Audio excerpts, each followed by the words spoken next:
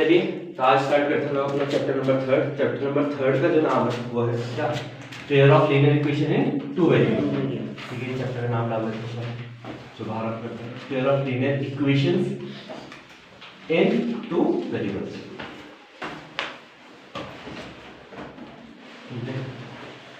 यहाँ से हमारे टॉपिक की स्टार्टिंग होगी, तो आपको इंट्रो देने की मुझे कोई जरूरत नहीं, क्योंकि 3 मेथड होते हैं, उनमें से कोई ना कोई एक मेथड आपको आना चाहिए। ठीक है, elimination, cross multiplication, substitution method, सबसे बेसिक चीज यही है। उसके बाद अभी क्वेश्चन करेंगे, कैसे कैसे क्वेश्चन आते हैं वो देखते हैं। पहला क्वेश्चन है, जैसे हमारे पास दो इक्वेशन दे दी, एक है x + 2y = 5 और दूसरी है हमारे पास 3x + 12y = 10, और बोला कि इन दोनों इक्वेशन के कितने सॉल्यूशन हो सकते हैं, नंबर ऑफ सॉल्यूशन पूछ रहा है। तो हमारे पास 3 कंडीशन होती है सॉल्यूशन की। ठीक है, एक तो infinitely many solution, no solution या फिर यूनिक सॉल्यूशन, 3 कंडीशंस होती है। लेकिन सबसे पहले तो इनको स्टैंडर्ड फॉर्म में लाना पड़ेगा ना। स्टैंडर्ड फॉर्म मतलब 5 को ले लो, तो ये बनेगा x + 2y - 5 = 0, और ये वाली बनेगी 3x + 12y - 10 = 0। इतना सही है, ये स्टैंडर्ड फॉर्म में आ गई। अब अपने अकॉर्डिंग देखो जरा, a1 a2 b1 b2 ये सब निकालते हैं, फिर उसके अकॉर्डिंग आंसर आएगा। ठीक है, जैसे a1 कितना होगा, पहली इक्वेशन में 1 कोएफिशिएंट को बोलते हैं, b1 कितना होगा, इसका वैल्यू 2, c1 कितना होगा -5, इसके नीचे हम लिखेंगे a2 कितना होगा 3, b2 कितना होगा 12, c2 कितना होगा -10, यही सब होगा। क्लियर। अब निकालते हैं पहले a1/a2। a1/a2 किसके बराबर होगा, 1/3। सही है, a1/a2। ऐसे आप लोग निकालेंगे क्या, b1/b2। b1 कितना है 2 12, यानी 1/6 बोल सकते हो सिंपली। और लास्ट में c1/c2। c1/c2, c1 कितना है -5, c2 कितना है -10, सॉल्व करके कितना है हाफ माइनस नहीं है वो, करके माइनस माइनस कर दिया। ठीक है, सही है इतना। अब बात आती है क्या तीनों बराबर है, ये 1/3 ये 1/3 नहीं है बराबर, तो इससे क्या बोलूंगा कि a1/a2 बराबर नहीं है किसके, b1/b2 के। और जब बराबर नहीं होता a1/a2, तो कंडीशन है किसकी, यूनिक सॉल्यूशन या only one solution, unique solution या फिर ओनली वन सॉल्यूशन। तो इससे क्या रखना है इस कंडीशन से, एक तो यूनिक सॉल्यूशन होगा, ओनली वन सॉल्यूशन भी बोल सकते हैं। और जो लाइन बनेगी वो कैसी बनेगी, intersecting at one point, intersecting at one point. कि खाली एक ही सॉल्यूशन है ना, एक ही सॉल्यूशन है, एक ही बार काट ली उसको दोनों लाइन आपस में, एक लाइन एक लाइन इस इक्वेशन की, एक लाइन इस इक्वेशन की, दोनों एक बार काट ली। कितनी बार काट ली है, एक। ठीक है, तो यूनिक सॉल्यूशन फिर आप लिखेंगे intersecting line, intersecting at one point. ठीक है, तो ये हो गया आपका फर्स्ट क्वेश्चन का सॉल्यूशन। जल्दी नोट करिए फर्स्ट क्वेश्चन का सॉल्यूशन। ठीक है, जल्दी नोट करो, क्वेश्चन नंबर देखिए अब हम लोग थर्ड, जल्दी हो जाएगा। सेकंड क्वेश्चन है, the value of k for which the system of equation, दो इक्वेशन दे दी है। पहली इक्वेशन x + y - 5 = 0, दूसरी इक्वेशन है आपके पास 3x + ky = 7।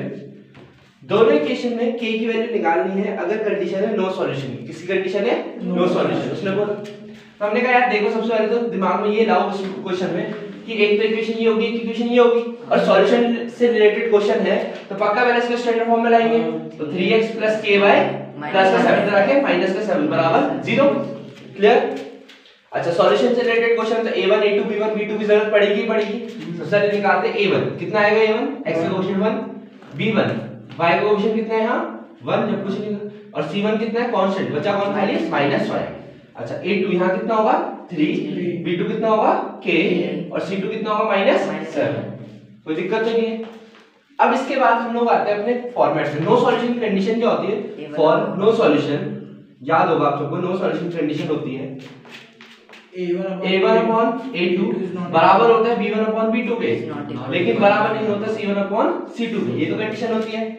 ठीक है, तो a1 कितना है 1, a2 कितना है 3, b1 कितना है 1, b2 कितना है k, but not equal to c1 कितना है -5 और c2 कितना है -7। ठीक है, हमें नॉट इक्वल वाले से मतलब ही नहीं है, हमें तो इक्वल वाले से मतलब है। तो लेके आते 1/3 = 1/k, क्रॉस करेंगे, k बन जा k और 3 बन जा 3, ये आ गया 3। ठीक है, ये आपका आंसर क्या आ गया, पता है, जल्दी नोट करिए। अगला देखिए क्वेश्चन नंबर 3 है, क्वेश्चन नंबर थर्ड एक वर्ड प्रॉब्लम है। क्वेश्चन है a fraction becomes 4/5 when 1 is added to each of the numerator and denominator. However, if subtract 5 from each of them, it becomes half. तो पहले जब भी fraction का question आता है तो मैंने बोला था कि न्यूमरेटर को आप x मान लेंगे, न्यूमरेटर x मान लेंगे और डिनोमिनेटर को क्या मान लेंगे y। ठीक है, बाकी लैंग्वेज आप लोग लिख सकते हैं, न्यूमरेटर भी x और डिनोमिनेटर भी y। तो फ्रैक्शन क्या होगा? फ्रैक्शन होता है न्यूमरेटर अपॉन डिनोमिनेटर, यानी x अपॉन y होगा, जो हम लास्ट में वैल्यू पुट करके निकालेंगे। ठीक है, अब उसने क्वेश्चन में ये बोला कि अगर अ फ्रैक्शन बिकम्स 4/5, कब बनता है 4/5? जब आप लोग न्यूमरेटर में 1 ऐड करते हो और डिनोमिनेटर में भी कितना ऐड कर रहे हो 1। ठीक है, मतलब x + 1 अपॉन y + 1 कर रहे हो तो बराबर आ रहा है 4/5 के। कोई दिक्कत तो नहीं है। इसको मैं सॉल्व करूंगा, क्रॉस मल्टीप्लिकेशन करूंगा, 5 इधर जाएगा तो 5x + 5 बराबर 4y + 4, यही होगा, यानी कि 5x - 4y बराबर प्लस का 5 इधर जाके माइनस का 4 - 8 माइनस हो, ये फर्स्ट इक्वेशन। ठीक है, सेकंड बनेगी, सेकंड कंडीशन ये बोली कि if we subtract 5 from each of them, दोनों से 5 सबट्रैक्ट करते हैं की बात, यानी x - 5 अपॉन y - 5, तब आपका आंसर जो आ रहा है वो आ रहा है हाफ। कितना बन रहा है? हाफ, यानी 1/2। इसको भी क्रॉस करेंगे, 2x - 10 बराबर y - 5। ठीक है, तो y को इधर ले आना तो 2x - y ऐसे माइनस का 10 था प्लस का 10, तो 10 - 5 5। ये मिल गया सेकंड इक्वेशन। कोई दिक्कत तो नहीं है, ये फर्स्ट और सेकंड इक्वेशन को सॉल्व करना आराम से, x और y की आपकी वैल्यूज बन जाएगी। ठीक है, हमें खाली न्यूमरेटर निकालना तो हो जाएगा ये काम भी। ठीक है, ये कैलकुलेट कर लेता, नोट कर लेते हैं। चलिए अगला question, question number 4। Question number 4 बहुत अच्छा है, इजी है और अच्छा क्वेश्चन है। ठीक है, ध्यान से देखिए। क्वेश्चन है a man rows upstream at 7 km/h and downstream at 10 km/h, then the means man's speed in still water at the rate of current। दो चीजें निकालनी है। सबसे पहले आप लोग जब भी अपस्ट्रीम डाउनस्ट्रीम का क्वेश्चन आएगा तो आप लोग सबसे पहले क्या करेंगे, let the speed in still water. कैसे पानी में? Still water. Speed of still water को जी बोल लो बराबर x। कितनी है? x किलोमीटर/h तो यूनिट है, यानी x है। ठीक है, उसके बाद दूसरी चीज हम लोग यहाँ पे मानते हैं, let the speed of current. ये स्पीड ऑफ स्ट्रीम बोलते हैं उसको, करंट भी बोल सकते हैं, फिर स्ट्रीम भी बोल सकते हैं। ठीक है, करंट लिख लेते हैं, उसको हम कितना ले रहे हैं, उसको मान लेते हैं y। कितनी है? y। एक x एक y, सही है इतना? ठीक है, अब दो टाइप की स्ट्रीम होती है, ध्यान सुनना, दो टाइप की स्ट्रीम होती है, एक होती है अप स्ट्रीम, एक होती है डाउन स्ट्रीम। ठीक है, एक होती है अप स्ट्रीम और दूसरी होती है डाउन स्ट्रीम। इधर देखेंगे ध्यान से, अप स्ट्रीम में जो स्पीड होती है, क्या होती है? स्पीड। तो स्पीड ऑफ अप स्ट्रीम वो होती है x + y। क्या होती है? x + y, दोनों को प्लस करके आती है। और जो स्पीड होती है किसमें? डाउन स्ट्रीम में, वो होती है x - y। किसके बराबर होती है? x - y। ये सबसे इंपॉर्टेंट पॉइंट इस क्वेश्चन का कि अप स्ट्रीम में x + y होती है और डाउन स्ट्रीम में x - y। क्लियर? ठीक है, इसके बाद क्वेश्चन में उसने खुद बोला, क्वेश्चन में कुछ नहीं रहेगा। क्वेश्चन है a man rows up stream at 7 km/h, और इसमें माइनस होती है। ठीक है, x - y upon x + y, क्योंकि होता क्या है, मान लो बोट जा रही है। ठीक है, बोट मान रहा है, ये आदमी चढ़ा उसको, अब स्ट्रीम में पानी ऊपर से आया, अगर इंसान इधर जा रहा था, अब स्ट्रीम में पानी ऊपर से आया, तो पानी ऊपर से आएगा तो उसको अपोजिट डायरेक्शन में। एक ये स्पीड की जो बोट की स्पीड है, रुके पानी वो x है, और स्ट्रीम ऊपर से वेव आ रही है, उसकी स्पीड क्या है? y। तो ये दोनों अपोजिट डायरेक्शन, इसको पीछे को धकेले क्या आगे को? पीछे को, इसलिए माइनस हो रही स्पीड।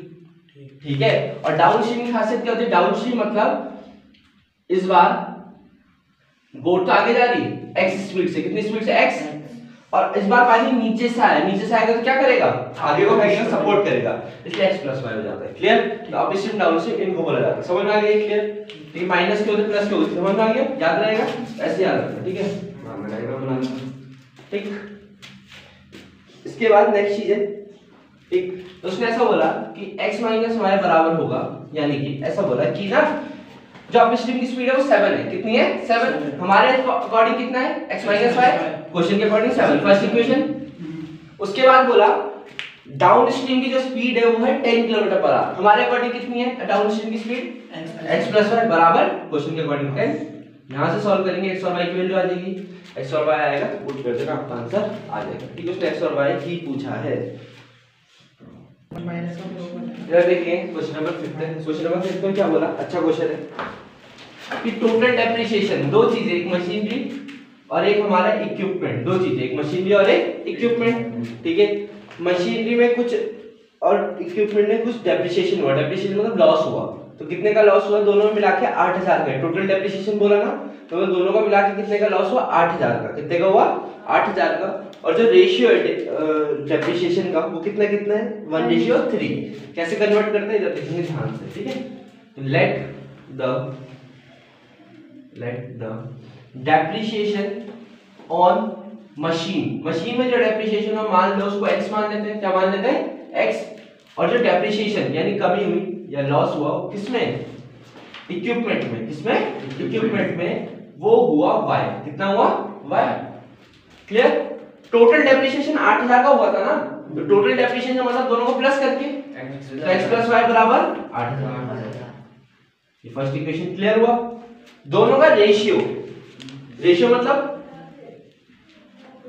दोनों को डिवाइड करके, रेशियो मतलब यही तो होता है, तो एक का रेशियो 1:3 है, मतलब x/y बराबर 1/3, रेशियो दे रखा है कि रेशियो कितना है, 1/3। क्रॉस करेंगे यहां से इक्वेशन बन जाएगी 3x - y = 0, यही बनेगी, 3x = y आएगा, y को इधर ले आएंगे, 3x - y = 0, सेकंड इक्वेशन सही है। अब जो देखिए दो इक्वेशन सॉल्व हो जाएगी, यहां से x और y की वैल्यू आ जाएगी, x और y की जब वैल्यू आ जाएगी उसमें हमसे रेट ऑफ डेप्रिसिएशन पूछा है, क्या पूछा है, रेट ऑफ डेप्रिसिएशन, तो रेट ऑफ डेप्रिसिएशन में निकल रहा है क्या, x की वैल्यू 2000, मान जितनी भी आएगी x वैल्यू, ठीक है, 2000 आएगी, y की अगर x की 2000 आएगी तो y 6000 आ जाएगा, ठीक है। वहां से आप वैल्यूज खुद ब खुद निकाल के तैयार कीजिए, ठीक है। तो रेट ऑफ डेप्रिसिएशन में ऐसा करना, लास्ट में रेट कैसे निकालते हैं, x/y और इनटू 100 कर लेता हूं, ठीक है, x/y, y के नीचे आएगा पूरा,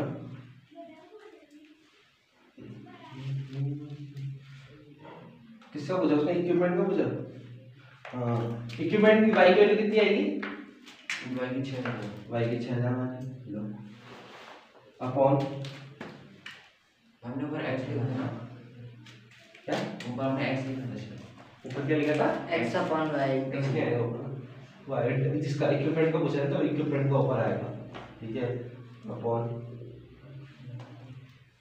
8000, ऐसे करके रेट निकालना है ना, रेट ऑफ डेप्रिसिएशन, ठीक है। यहाँ से सॉल्व कर लेना, आंसर तुम्हारा बन जाएगा, जितना बनेगा, ठीक, इतना आंसर आ जाएगा, ठीक है।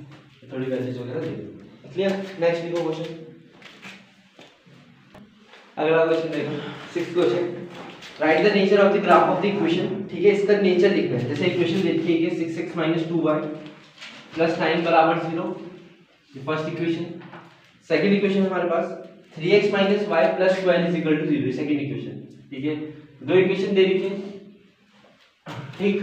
अब दोनों इक्वेशन का ग्राफ का नेचर लिखना है। नेचर मतलब कि ग्राफ कैसे होंगे, इंटरसेक्टिंग वाले होंगे या फिर नो सॉल्यूशन पैरेलल होंगे, ये सब लिखना है। तो हमें पास बहुत ही सिंपल तरीका है, कंडीशन लगाइए a1 a2 b1 b2 वाली। a1 कितना है 6, b1 कितना है -2, c1 कितना है 9। सेम इधर देखो a2 कितना है 3, b2 कितना है -1, c2 कितना है 12। कंडीशन लगाएंगे a1/a2 कितना आएगा, a1/a2, a1 कितना है 6, a2 कितना है 3, तो कितना आ गया हाफ। ऐसे b1/b2, b1 कितना है -2, b2 कितना है हाफ, कैसा है, वो तो 2 आएगा, सॉरी 2, यहां पे भी 2 आ जाएगा, सही है। c1/c2 कितना आएगा, c1 कितना है 9, c2 कितना है 12, 9/12 कितना होगा 3 से कटेगा तो 4/3/4। क्या ये तीनों बराबर है, नहीं, कौन बराबर है, खाली a1/a2 और b1/b2। हम ऐसा बोलेंगे a1/a2 b1/b2 के बराबर तो है, लेकिन c1/c2 के बराबर नहीं है। ये कंडीशन होती है नो सॉल्यूशन की। नो सॉल्यूशन मतलब पैरेलल लाइंस, कैसी लाइंस होगी, पैरेलल लाइंस, ठीक है, याद रखो पैरेलल लाइंस। ये कंडीशन होगी आपकी पैरेलल लाइंस की, नोट कर लेना लास्ट, ठीक है। उसने हमसे जो ही पूछा है ग्राफ का नेचर, इसके पैरेलल लाइंस नोट कर लो। इधर देखते हैं क्वेश्चन नंबर 7। क्वेश्चन नंबर 7 एक बहुत ही अच्छा क्वेश्चन है। क्वेश्चन है 47x + 31y बराबर दे रखा है आपको 18 और सिमिलरली दूसरी इक्वेशन है 31x प्लस 47y बराबर 60। ठीक है, ये आपका क्वेश्चन है, ये आपको क्या है क्वेश्चन, और बहुत ही अच्छा क्वेश्चन है क्योंकि ये क्वेश्चन थोड़ा अलग है। हमें फाइंड क्या करना है, x प्लस वाई की वैल्यू, यही तो फाइंड करना है। अब इस क्वेश्चन की ना खासियत क्या है, तुम इसको चाहे तो जिस मेथड से करो, ठीक है, एलिमिनेशन से करोगे तो बहुत डिफिकल्ट हो जाएगा, ये बहुत लंबा पड़ जाएगा। अच्छा, इस क्वेश्चन की खासियत पहचान में नहीं आ रही, ये देखो 47 है, यहाँ 47 आ रहा है, यहाँ 31 यहाँ आ रहा है, तो जब भी ऐसे कोई अटपटा क्वेश्चन, अलग क्वेश्चन दिख रहा है ना थोड़ा कि 47 47 31 31, ठीक है, ये कुछ अलग क्वेश्चन है, तो इसको ऐसे नहीं करते कि आप एलिमिनेशन डायरेक्ट लगा दो, इसको करने का कुछ और तरीका होता है। ठीक है, ये बोला जाता है एक इंपॉर्टेंट क्वेश्चन और अच्छा क्वेश्चन, ध्यान से देखिए। करना क्या है, इसको फर्स्ट मानो, इसको सेकंड इक्वेशन मानो, दोनों इक्वेशन को ऐड कर दो। क्या कर दो, ऐड। क्यों कर रहा हूं ऐड, क्योंकि मुझे x प्लस वाई निकालना है। क्या निकालना है, x प्लस वाई। अगर x माइनस वाई निकालना होता तो माइनस करता, ठीक है। उसने बोला क्या क्वेश्चन में, फाइंड x प्लस वाई बोला है ना, तो मतलब ऐड करेंगे। क्या करेंगे, add, adding first and second, first और सेकंड इक्वेशन को ऐड करो। ध्यान से, इसको स्टैंडर्ड फॉर्म में डालेंगे, नहीं कोई जरूरत नहीं, सीधा डाल दें। ठीक है, adding first and second, first और सेकंड को ऐड करो, तो कैसे होता है, x वाला x के साथ ऐड होगा तो कितना हो जाएगा 78x प्लस y वाला y के साथ तो कितना हो जाएगा 78y बराबर, इन दोनों को 78, सही है। यहां से दोनों में कॉमन आ गया, क्या 78 बचा के x प्लस वाई बराबर 78, तो x प्लस वाई कितना आ गया 1। देखो कितना इजी क्वेश्चन था, ठीक है। अगर आप लोग कोई और मेथड लगाओगे तो एलिमिनेशन सब्स्टिट्यूशन पहले लगाना पड़ेगा, वहां से x और y निकालना पड़ेगा और सीधा फिर प्लस करना पड़ेगा, आंसर तो बन ही आएगा। ये देखिए शॉर्ट हो जाता है, कोई दिक्कत तो नहीं है। जब भी ऐड x प्लस वाई निकालेंगे तो ऐड करेंगे, अगर x माइनस वाई निकालेंगे तो क्या करेंगे, सब्ट्रैक्ट। नोट कर लेना इस चीज को, ठीक है। इधर देखते हैं अगला क्वेश्चन है क्वेश्चन नंबर 8। क्वेश्चन नंबर 8 में क्या बोला कि 7 ऑडियो कैसेट्स और 3 वीडियो कैसेट, दो टाइप की कैसेट्स है, एक ऑडियो और एक वीडियो। ऑडियो कैसेट अगर 7 खरीदता है और वीडियो कैसेट 3 खरीदता है तो उसे 110 रुपए 1110 रुपए की पड़ती है। फिर अगर 5 ऑडियो कैसेट और 4 वीडियो कैसेट खरीदता है तो उसको पड़ती है 1350 रुपए की। फाइंड करो कॉस्ट ऑफ ऑडियो कैसेट और वीडियो कैसेट। सबसे पहले ये कॉस्ट वाला देखो, ये कौन सा टाइप के बेस है, कॉस्ट वाले क्वेश्चन कराए थे, ठीक है, उन पे बेस है। तो let the cost of audio cassette, किसकी कॉस्ट, ऑडियो कैसेट की कितनी है, x मान, ऑडियो कैसेट की कॉस्ट हम लोग मानेंगे x और वीडियो कैसेट की y। Let the cost of video cassettes be y, इसको क्या मान लिया y। क्लियर हो गया। अब उसने क्या बोला कि अगर कोई बंदा 7 ऑडियो कैसेट खरीदता है और 3 वीडियो कैसेट, ठीक है, तो मतलब 7 ऑडियो कैसेट, एक ऑडियो कैसेट x रुपए की, तो 7 कितने की होगी 7x प्लस 3 वीडियो कैसेट भी थी, 3 वीडियो कैसेट 3y बराबर 1110 रुपए, ठीक है। First equation clear.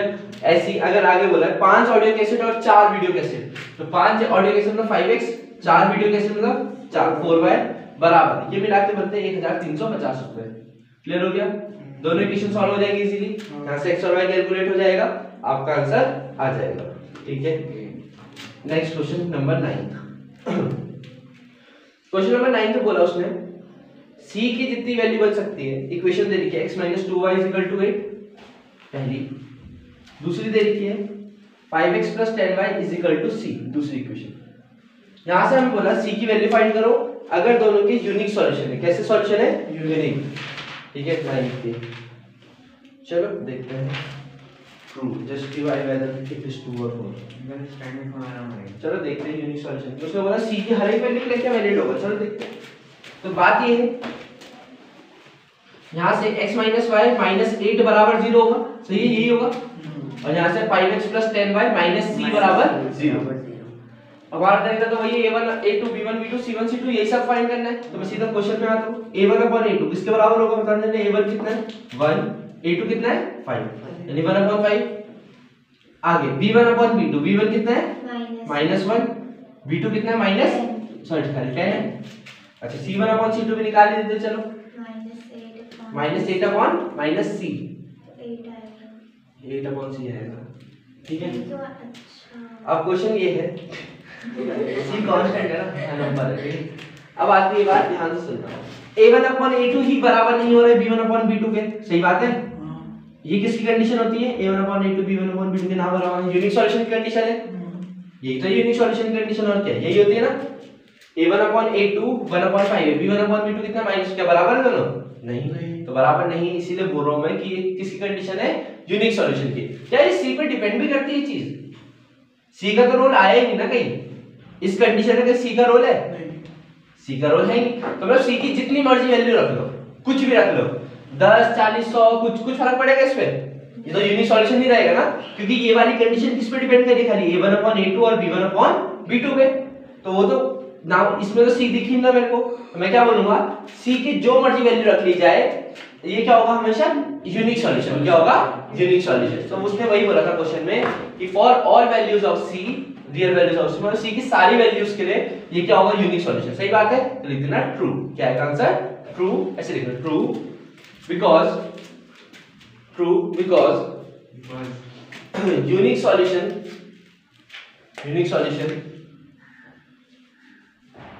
सॉल्यूशन और ये लिख देना a1/a2 not equal to b1/b2, a1/a2 is not equal to b1/b2, does not depends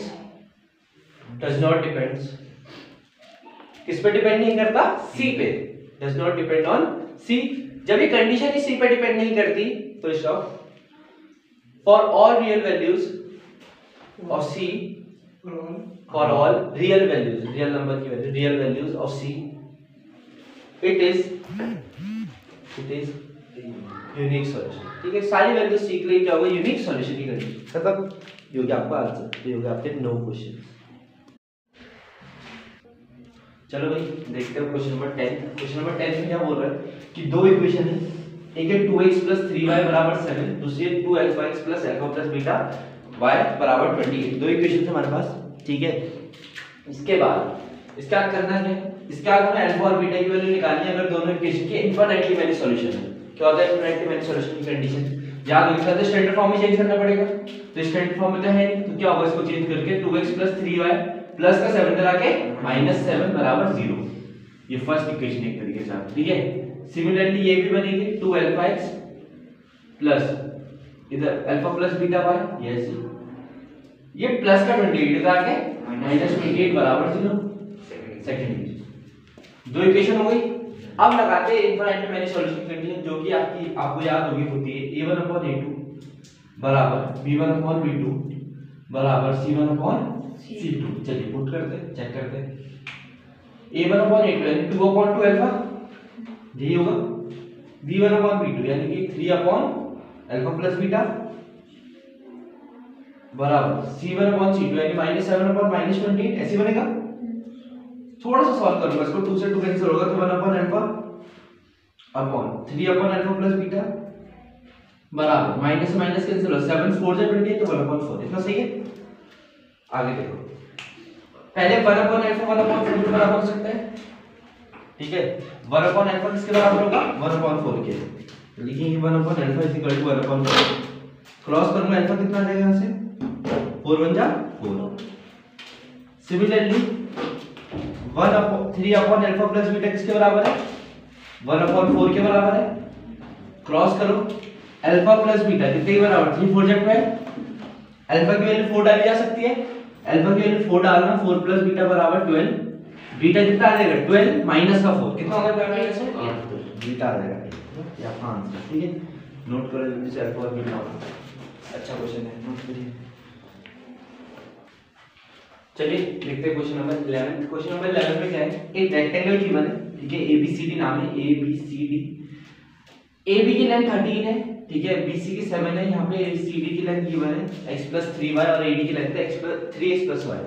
अब रेक्टेंगल की प्रॉपर्टी पता है हमें, क्या अपोजिट साइड्स आर इक्वल, तो अपोजिट साइड्स इक्वल रखते हैं। मतलब होना क्या चाहिए? AB और DC को बराबर होना चाहिए। AB है कितना? 13, वो कितना है? x + 3y। तो ये भी बोल सकता हूँ कि x + 3y = 13 डायरेक्ट, कोई दिक्कत तो नहीं इस चीज में।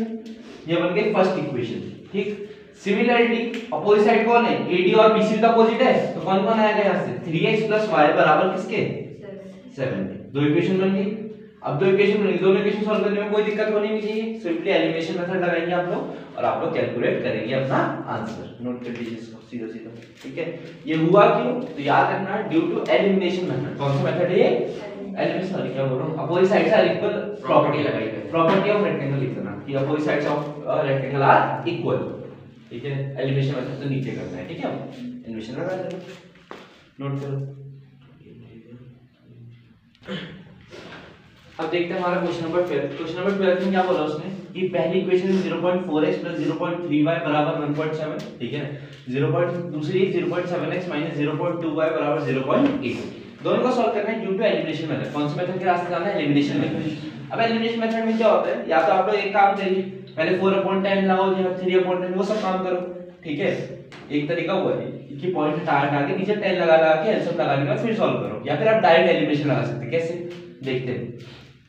मान लो मैं सेलेक्ट कर रहा हूं y के कोएफिशिएंट, यहां y का कोएफिशिएंट कितना है 0.3, यहां कितना है 0.2, एलसीएम कितना होता है दोनों का 0.6, 3/6। तो एक काम करते हैं, इसको 6 बनाने के से इनटू करना है, 0.6 बनाने के किससे इनटू करना पड़ेगा 2 से, सिर्फ 2 से, किससे 2 से। तो ऐसा बोलूंगा मल्टी, इसको फर्स्ट नाम इसको सेकंड नाम, तो multiply 2 in first, multiply first by 2, first को मल्टीप्लाई कर रहा हूं 2 से, एंड 3/3 एंड 3/2 2 बाय 2 को किससे करना पड़ेगा 3 से, एंड 2 बाय 3, ऐसा बोलना चाह रहा। तो करते जरा मल्टीप्लाई करके देखते हैं। तो इसको देखो, जब ये 2 से मल्टीप्लाई होगा बनेगा 0.8x, ये कितना बनेगा 2 से 0.6y बराबर 3.4, ऐसी होगा सिंपल कैलकुलेशन, ठीक है। जब 2 को मैं मल्टीप्लाई करूंगा 3 से, तो 3 से होगा तो 2.1x, ये मल्टीप्लाई होगा 3 से तो माइनस का 0.6y, ये मल्टीप्लाई होगा 3 से तो 2.4, ऐसा आएगा, ठीक है। इसके बाद आपको सॉल्व करना है सिंपल सा, ये 0.6y ये कैंसिल हो गया दोनों के दोनों, ठीक है। ऐड करो सिर्फ, क्योंकि साइन अलग अलग है ना, तो सिंपली ऐड कर दो। इन दोनों को प्लस करूंगा कितना 2.9x, और इस दोनों को प्लस करूंगा कितना 5.8। तो दिख ही रहा होगा आप लोगों को, x आएगा 5.8/2.9, पॉइंट हटेगा यहां से, पॉइंट हटेगा, कोई दिक्कत नहीं, दोनों में एक एक डिजिट ही है, क्योंकि होगा क्या, यहाँ नीचे से पॉइंट हटेगा तो ऊपर 10 लगना था ऐसे, यहाँ पॉइंट हटता नीचे 10 लगना था। तो 58/29, 29 2 जा 58 होता है, 10 से 10 कट ही जाना था, तो x वैल्यू सिर्फ 2 आएगी, कितनी आएगी 2। ये समझ में आ गया। x आ गया तो y निकालने में मेरे ख्याल से कोई दिक्कत नहीं आनी, फिर तो सिर्फ किसी भी इक्वेशन में जाके आप लोग पुट कर देना, आपका आंसर आ जाएगा, ठीक है। जो कि आपको मेरे ख्याल से y आ रहा होगा वो 3 बनेगा, कितना बनेगा 3, y आएगा 3। सॉल्व कर लेना, x के वैल्यू पुट कर देना, फर्स्ट इक्वेशन में आपका आंसर बन जाएगा, ठीक है। नोट करिए। तो क्वेश्चन नंबर 13 है। क्वेश्चन नंबर 13 में एक सिंपल सा क्वेश्चन है कि एक लैंडिंग लाइब्रेरी, लैंडिंग लाइब्रेरी क्या होती है कि जहां पे आप लोग क्या कर सकते हो, अपनी बुक को रख सकते हैं। एनसीईआरटी का क्वेश्चन है, एनसीईआरटी का एक्सरसाइज का 3.4 का क्वेश्चन है ना, 3.4 या 3.5 का क्वेश्चन है। क्वेश्चन क्या है, ध्यान से सुनेंगे। एक लैंडिंग लाइब्रेरी, लैंडिंग लाइब्रेरी क्या है, जहां बुक को क्या रखते हो, किराए पे लेते हो, ठीक है। तो ऐसा कुछ क्वेश्चन का है, ध्यान सुनना। तो क्वेश्चन में क्या बोला उसने, क्वेश्चन में बोला 3 दिन का तो फिक्स चार्ज है, 3 दिन का क्या है फिक्स चार्ज है, ठीक है। और उसके बाद क्या रहता रहेगा, उसके बाद आगे का एडिशनल चार्ज लगता रहेगा, ठीक है। मतलब कि मैं अगर बुक लेता हूं 50 दिन के लिए भी ना, तो 3 दिन का तो फिक्स चार्ज है, इतने रुपए तो देने ही पड़ेंगे, प्लस बाकी दिन का एक्स्ट्रा जुड़ता रहेगा, ठीक है। जैसे एक लड़की सुशी की बात कर रहे हो, सुशी ने कितने दिन की ली बुक, मेरे ख्याल से 7 दिन की ले ली, ठीक है। सबसे पहले एक काम करेंगे हम, लेट द, मुझे नहीं पता वो फिक्स चार्ज कितना है, तो लेट द फिक्स चार्ज भी x, फिक्स चार्ज को क्या मान लिया x, और एडिशनल चार्ज बाय, और let the additional charge for each day, हर एक दिन के लिए ना, चार्ज फॉर ईच डे, हर एक दिन के लिए क्या मान लिया y, डे भी y, इसको मान लिया y। अब कोई बंदा अगर 7 दिन के लिए बुक रख रहा है तो 3 दिन का तो देगा ही देगा वो, यानी x प्लस 7 में से 3 दिन चलेगा, बचे कितने दिन 4, तो x प्लस 4y बराबर कितने रुपए दिए थे उसने 27। तो फर्स्ट इक्वेशन क्लियर। ऐसी दूसरी लड़की से सरिता है, उसकी कहानी ऐसी है, उसने 5 दिन के लिए ली, 5 दिन मतलब 3 दिन के लिए मैंने x देगी, x प्लस 2y, बाकी 2 दिन के लिए यानी 2y बराबर कितना 21 रुपए। तो इनको सॉल्व करके यहां से x और y निकाल सकते हैं इजीली, x और y ऐसे निकाल लेना, आपका आंसर आपके एग्जैक्टली बन जाएंगे, ठीक है। ये आपका आंसर नोट करो। चलिए क्वेश्चन नंबर 14 देखते हैं।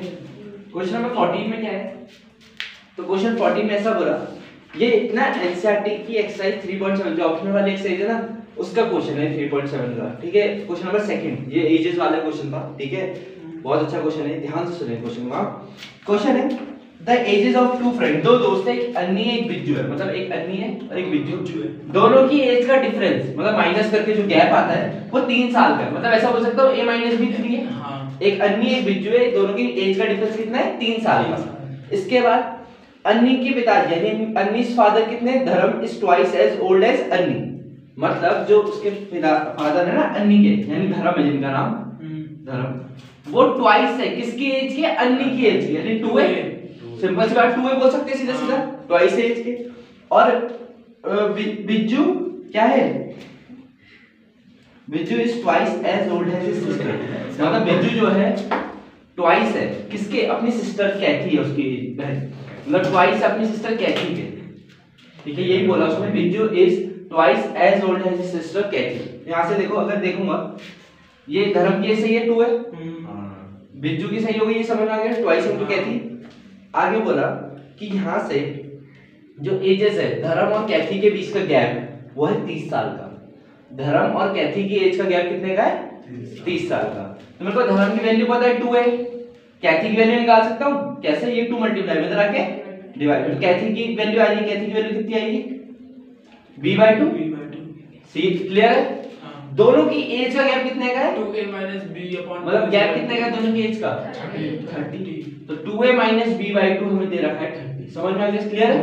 यही तो बोलना चाह रहा था कि इन दोनों धर्म की एज और कैथी की एज का गैप कितने का 30, हमने बोला धर्म 2a का है, हमने 2a रखा, कैथी b/2 रखा बराबर 30, क्लियर हो गया। अब इसको डाटा को रिप्रेजेंट करना है, ये जो डाटा है इसको रिप्रेजेंट करना है x और y में, सिंपल सा काम है, हमें निकालना अन्नी और बिज्जू की एज है। तो लिखेंगे एक लाइन लिखिए, लेट साथ साथ लिखो, let the age of, let the age of Anni, let the age of Anni, Anni की एज को मैं मान रहा हूं x, अन्नी की एज को क्या माना x, और बिज्जू की एज को लेट द एज ऑफ बिज्जू भी y, द एज ऑफ बिज्जू भी y, बिज्जू की एज को मान लेते हैं भाई, बहुत ही प्यारा क्वेश्चन, ठीक है। अन्नी बिज्जू का काम हो गया। आगे क्या बोल रहा था कि इन दोनों की एज का गैप 3 है, तो मतलब x - y बराबर 3 होगा। एक तो ये इक्वेशन बन गई पहली, हमें x और y में जितनी इक्वेशन बनेगी वो लेके आनी है और उनको सॉल्व करना है, ठीक है। अच्छा अब धर्म का भी तो रोल था, धर्म के लिए क्या बोला था ट्वाइस अन्नी के, हां ठीक है, तो धर्म हां धर्म इज इक्वल टू 2x, धर्म इज इक्वल टू बनेगा ट्वाइस अन्नी, अन्नी हमारे अकॉर्डिंग कितना है x, तो 2x, तो 2x। ऐसी बिज्जू कितना है ट्वाइस है कैथी के, यहां से कैथी की वैल्यू निकाल लेते हैं, भी निकालते b/2 यानी y/2 आएगा हमारे अकॉर्डिंग, y/2। इन दोनों की एज का गैप कितना है 30, तो 2x - y/2 बराबर 30, सही है हां, y/2 बराबर 30। अब सिंपली आपको यहां पे कैलकुलेशन करनी पड़ेगी थोड़ी, कैलकुलेशन क्या है, एलसीएम ले लेना, जिसके नीचे कितना होता है उसके नीचे 1 होता है, एलसीएम कितना आएगा 2 और 1 का 1 सॉरी 2 और 2 2 जा 4x - y, यही होगा अपॉन 2 आना तो उधर भेज दो यानी 60, सही है। ये फर्स्ट इक्वेशन और सेकंड इक्वेशन का आप सॉल्व करेंगे आपका आंसर बन जाएगा, ठीक है। ये एक अच्छा क्वेश्चन था, ठीक है, लेवल का क्वेश्चन बोलते हैं इसको, ठीक। ये अन्नी और बिज्जू से उसने कनेक्ट करके फिर धर्म और कैथी को डाला है वीडियो, ठीक है। तो ये चीज होती है तो बार, ठीक है, इसका ध्यान रखेंगे। ये था आपका क्वेश्चन नंबर 40, नोट करो। चलिए देखते हैं क्वेश्चन नंबर 15। क्वेश्चन नंबर 15 में the numerator of a fraction is 4 less than the denominator, मतलब फ्रैक्शन का क्वेश्चन आ गया। जब भी फ्रैक्शन का क्वेश्चन आए तो क्या करते थे, न्यूमरेटर को x मानेंगे, डिनोमिनेटर को y। सबसे पहले लिखेंगे let the numerator be x, numerator को क्या मान लिया x, न्यूमरेटर को, ठीक है, let the numerator be x, और let the denominator be, denominator को क्या माना y। अब इधर देखेंगे, बड़े ध्यान से देखना, उत्सुकता से जो बता रहा हूँ। क्या बोला उसने, उसने बोला कि ना द न्यूमरेटर ऑफ फ्रैक्शन, जो न्यूमरेटर वो 4 कम है किससे, डिनोमिनेटर से। न्यूमरेटर जो है 4 कम है डिनोमिनेटर, तो कौन बड़ा होगा, न्यूमरेटर की डिनोमिनेटर, डिनोमिनेटर बड़ा। ये बोला ना न्यूमरेटर 4 कम है किससे, डिनोमिनेटर से, मतलब कौन है y - x बराबर 4। क्लियर हो गई बात, समझ में आ गया, क्लियर। पहली चीज बहुत ही इंपॉर्टेंट पॉइंट, पहला अच्छा क्या दोबारा, ये बोला उसने कि न्यूमरेटर जो है ना वो 4 कम है डिनोमिनेटर से। मेरे को था न्यूमरेटर बड़ा होगा छोटा डिनोमिनेटर बड़ा होगा, न्यूमरेटर कम है ना, तो न्यूमरेटर कम है इसलिए x बाद में आया, ठीक है। इसको अगर मैं थोड़ा सा चेंज करके आगे पीछे लिख दूं तो इसको ये लिख सकता हूं -x + y = 4, कोई दिक्कत तो नहीं है, चीज तो भी वही है, साइन उसके आगे भी वही है ना, कोई दिक्कत नहीं इसमें, क्लियर है ना? ठीक। अच्छा इसके बाद नेक्स्ट चीज जो हमारे काम की वो ये है, उसने बोला if the numerator is decrease by 2, numerator को कितना डिक्रीज कर दो 2, ठीक है, यानी x - 2 and denominator is decrease by 1, denominator कितना डिक्रीज कर दो 1 डिक्रीज कर दो उसको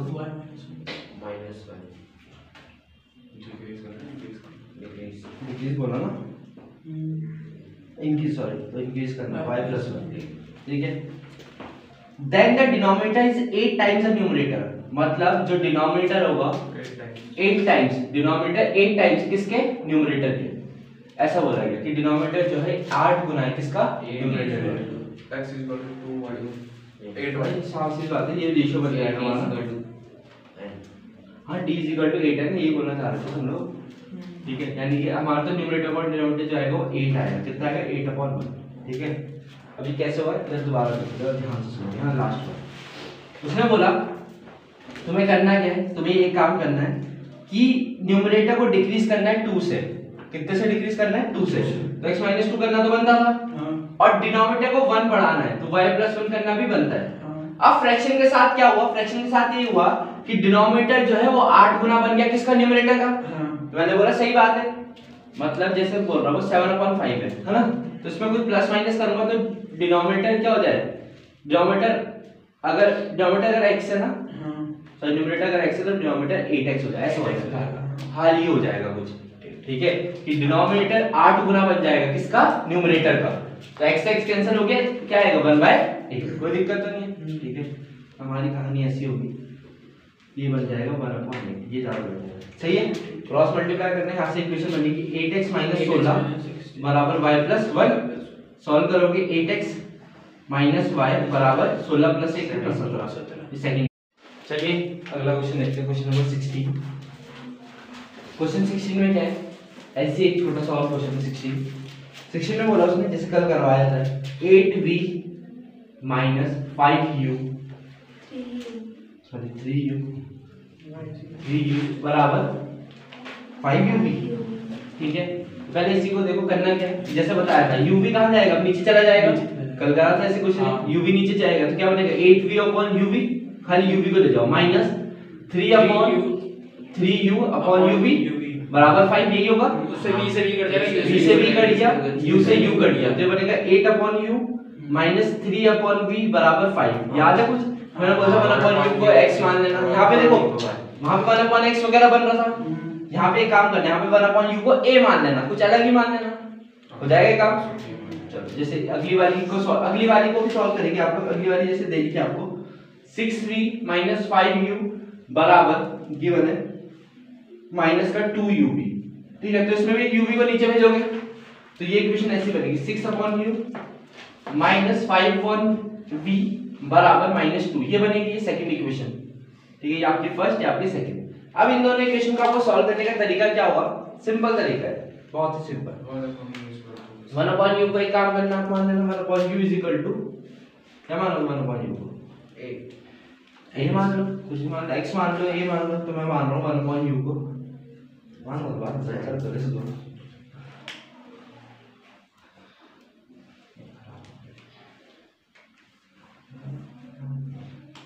1/u को मानना है, काम करना है, a मान लेना और 1/v को b मान लेना।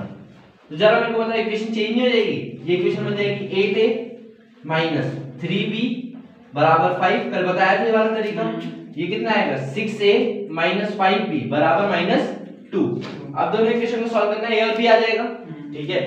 मानते हैं आपका a और b जो आया, एक बार के लिए एग्जांपल के लिए हम लोग मान लेते हैं आपका a और b जो आया, ठीक है,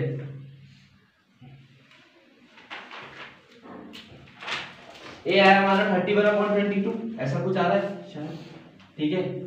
अगर a इतना आया एग्जांपल के लिए तो हमें निकालना है क्या, हमें तो u और v में था ना क्वेश्चन, स्टार्टिंग में वैसे रही थी उसने u और v देखे, तो हमें u और v में खत्म भी करना है। a आ गया, एक हमारा कितना है 31, हमने कितना माना था a को 1/u, तो 1/u बराबर 31/22 होगा, क्रॉस करूंगा u कितना आएगा, इधर इधर जाएगा 22/22, ये आंसर आपका फाइनल आंसर u, ठीक है। तो इस चीज का ध्यान रखना है कि लास्ट में जब इक्वेशन सॉल्व कर दोगे तो ऐसा कुछ बन जाएगा, क्लियर। ठीक है, ये था आपका क्वेश्चन नंबर 16, नोट कर लो इसको जल्दी से। Address into include